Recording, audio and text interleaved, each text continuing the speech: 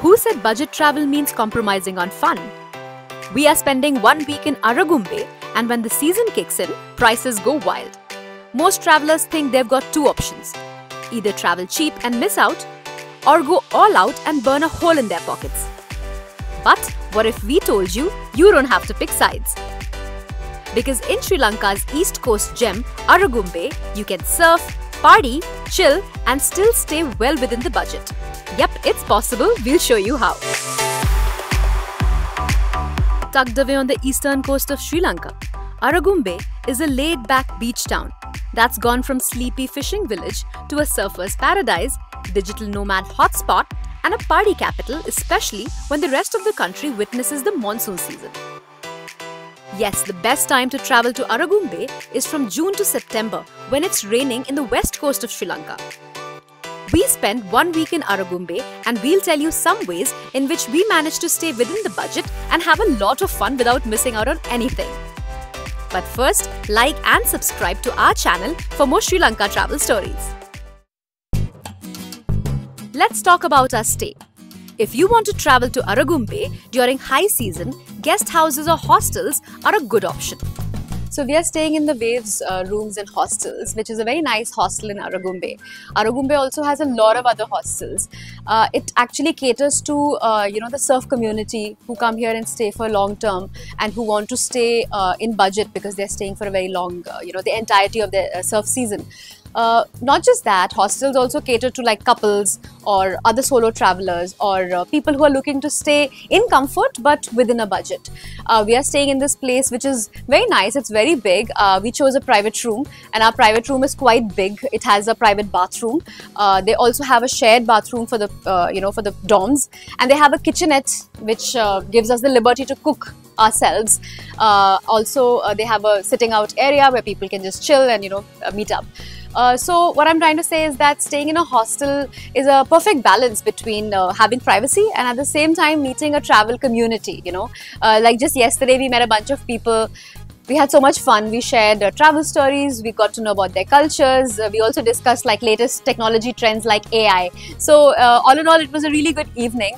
And this is what travel is all about, just having fun, meeting people, exploring the world.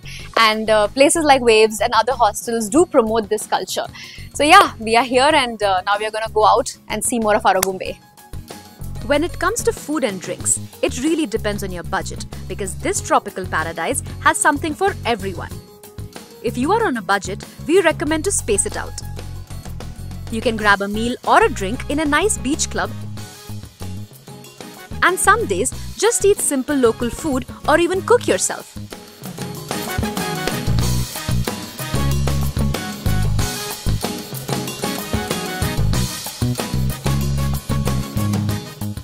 There are a few supermarkets on the main Aragumbe road and some kirana shops where you can get bread or noodles for less than $1. So in Aragumbe, definitely the beach side has its charm, right? There are these shacks, the surfing culture, partying. It's all really cool here. But if you come to the main road or go into these rear side alleyways, you'll find a completely different kind of vibe altogether. It's like a lot of people here, they come but they miss out on these places because they always want to sit in shacks or restaurants that are facing the ocean. These places do not face the beach side and that's why they're a little more reasonable. They're not as expensive as those kind of places.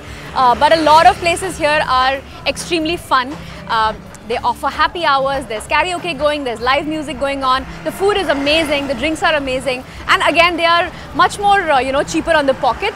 So we would highly recommend you guys to not miss out on the local street vibe when you're in Aragumbe. Just walk the entire stretch of the street. There are so many places to go. You can just keep hopping, go to one place, then have a drink, have some food, go to the other, check out some live music, and so on and so forth. So if you are looking for a complete budget breakdown of Aragumbe, we will write it in our blog and keep the link in the description below. So do check out our blog for the entire budget breakdown of this place. Let's go inside. I can hear some great music, so we're going to check that out. Come on. Aragumbe during season time is famous for parties on the beach. Another saving hack is to go to a party early. Post 10 PM, most places will charge you a cover entry of up to $7 USD. If you go early, you can enter for free and enjoy. During season time, commuting within Aragumbe is expensive. Scooter rental per day is over $8 in June and can go higher up to $10 July onwards. Even the tuk-tuks charge you $5 for just 1 kilometer distance. Our quick tip is to just walk it. It can get pretty hot in the afternoons, so post 4 or 5 p.m. get out and walk, as the whole town is very small and is actually a long stretch of road.